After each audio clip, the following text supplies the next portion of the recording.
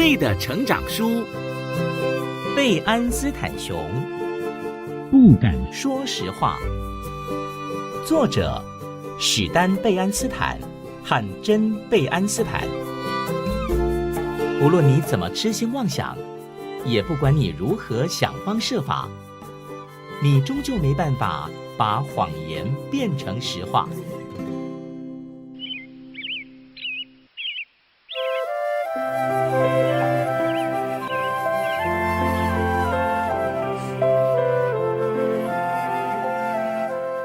这一天，整个熊国充满着慵懒的氛围，空气仿佛静止不动，连贝安斯坦熊一家住的大树屋上的叶子也几乎失去了沙沙作响的声音。只有蜜蜂还是像平常一样在蜂窝里忙进忙出，好像什么事也没发生。而有时候就是这样的日子，反而会有意想不到的事情发生。在大树屋里，熊哥哥和熊妹妹正无所事事地坐着。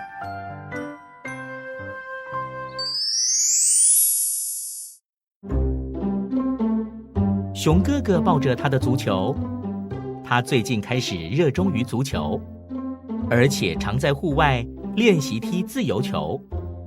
熊妹妹则是放松地坐在一张舒服的椅子上，想着接下来要做什么。熊爸爸跟熊妈妈都不在家，熊爸爸忙着在店里制作家具，熊妈妈则出门采买了。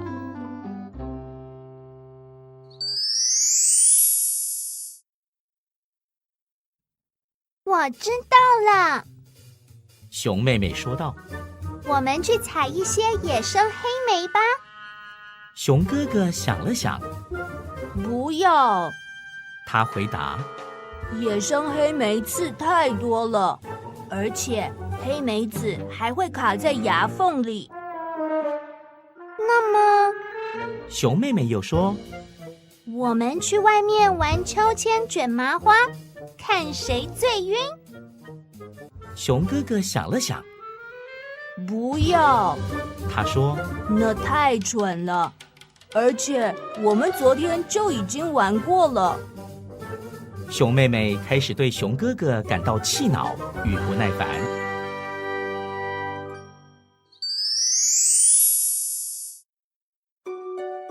天哪！她抱怨着，你什么事情都不想做，你只想坐在这里抱着那颗足球。我看你根本就是爱上那颗球了。我才没有！熊哥哥抗议。但你听好了，我敢打赌，我可以带球越过你。熊哥哥足球踢得很好，而且他非常擅长运球。不过，熊妹妹也一样厉害。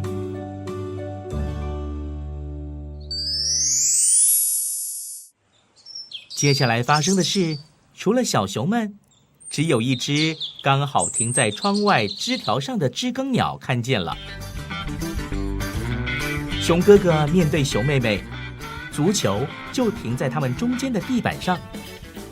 熊哥哥先用右脚控制球，接着用左脚试图用假动作骗熊妹妹移动位置，然后他用快如闪电的速度踢出了右脚。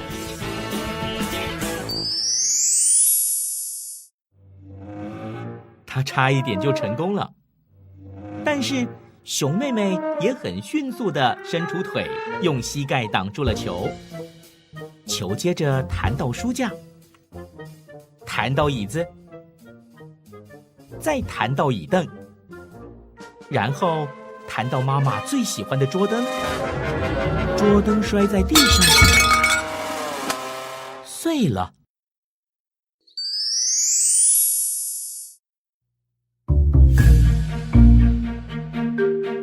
知更鸟惊声叫起来，用最快的速度飞离现场。在它飞走的同时，正好看见从市场走回家的熊妈妈。贝安斯坦熊家跟其他的家庭一样，都有一些家规。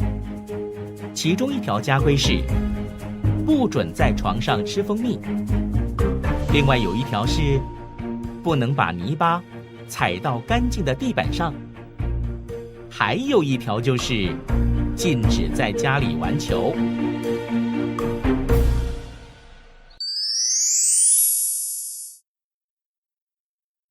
怎么办？熊哥哥跟熊妹妹，你看着我，我看着你，再同时看了看破掉的桌灯，然后害怕地听着熊妈妈踏上台阶和进门的声音。在熊妈妈进门前，熊哥哥唯一有时间做的就是把球滚到爸爸的椅子后面。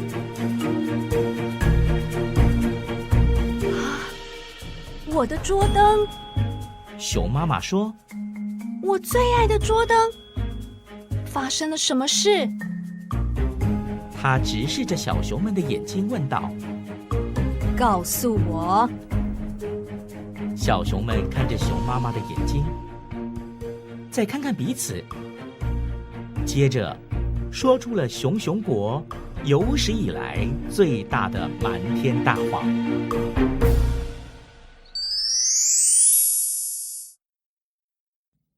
是鸟。熊哥哥开始说道。没错，熊妹妹补充，是一只长着黄色角的紫色大鸟。它的翅膀末端是绿色的。熊哥哥再补充，还有看起来很滑稽的红色羽毛竖立在头顶。熊妹妹说着，算是做个总结。就像大多数的谎话一样，这个紫色大鸟的谎话变得越来越离谱。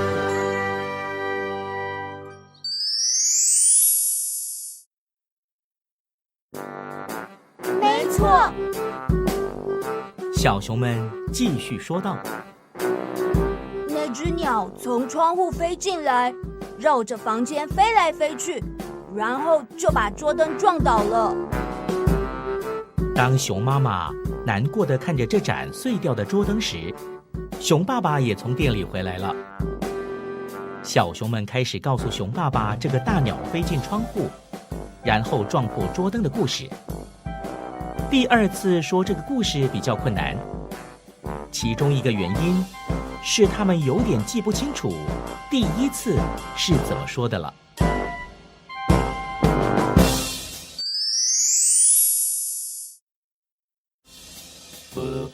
你们把我搞糊涂了。熊爸爸说：“你们是说，一只有黄色脚和绿色翼尖的紫色鸟，还是一只紫色翼尖、绿色脚的黄色鸟，还是那是一只有黑色斑点的白色鸟？”就像我的单人椅后面的这颗足球。真正让第二次说谎变得困难的，其实是熊妈妈在捡拾桌灯碎片时脸上难过的表情。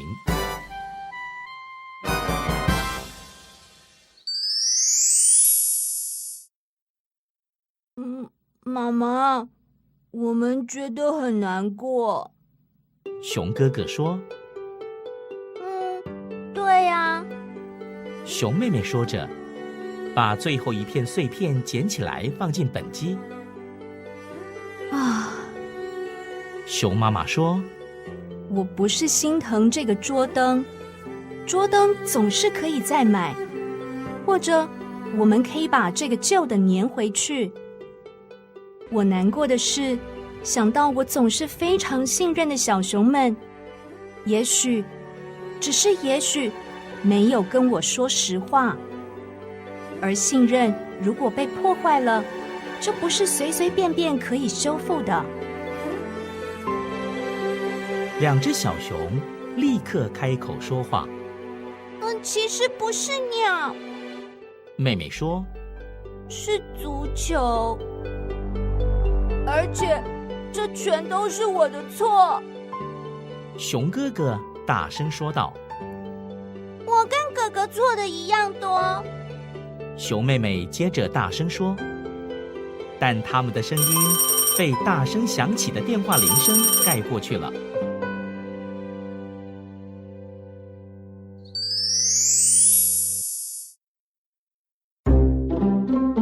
是灰熊奶奶打来的，她邀请贝安斯坦熊一家周日到她家玩。Hello， 奶奶。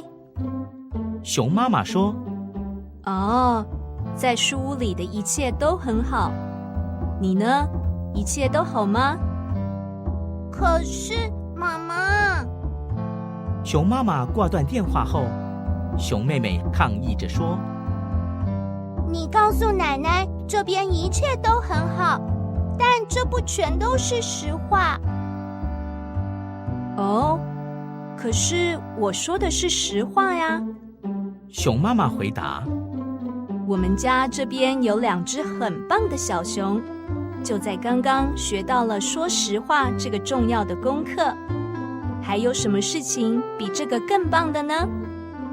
现在我们一起帮爸爸把桌灯粘回去吧。”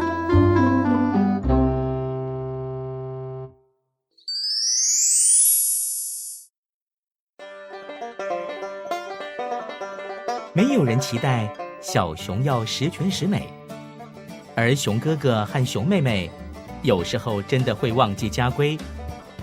好几次，熊哥哥在床上吃蜂蜜；有一次，熊妹妹在干净的地板上踩了一些泥巴印；而且有1、2次，熊哥哥和熊妹妹已经在家玩起球来，才想起不能在家里玩球。